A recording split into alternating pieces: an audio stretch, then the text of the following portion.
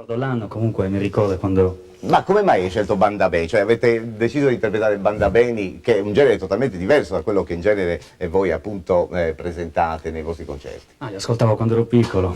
Qui c'è un po' un ricordo d'infanzia. Sì, la passione di questo gruppo mi ha trascinato. Ecco, allora, presentami un po' i tuoi colleghi. Allora, tu sei Giuseppe, voce solista del gruppo. Poi abbiamo un bassista che non canta e quindi si chiama... Valerio. Valerio. E poi invece chitarra e voce insieme a te, come si chiama? Luca. Ecco, Luca, grazie anche a Luca. Allora, io vi devo fare naturalmente, vorrei sapere anche come, qual è esattamente il brano che avete deciso di cantare dei Banda Beni. Come si intitola? Impari a tui. Impari a tui, i New Blue Jeans.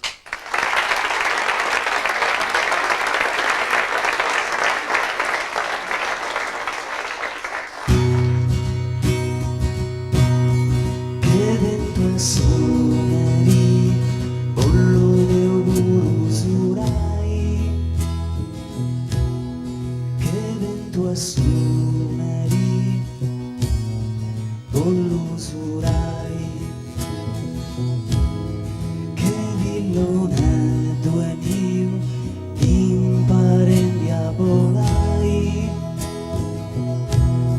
che villone due mio con tui cantai, cantando impari a tui. Mi intendo un altro Deo, cantando impari, mi intendo un altro Deo. Sa luna bianca Deo, tema boli ingrassai. Sa luna bianca Deo, rasa donai.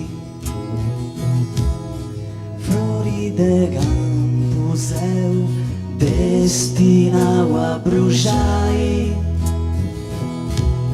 flori de campus eu si mancastui, sa vita mia se stui, su soli miu se stui, Deu commentava fai. Dunai, che non è due mio, impari a tui a volai, che non è due mio, con tui cantai, cantando impari a tui, mi intendo un altro Deo.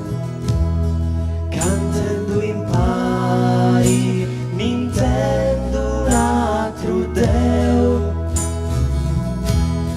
Cantando impari a tui.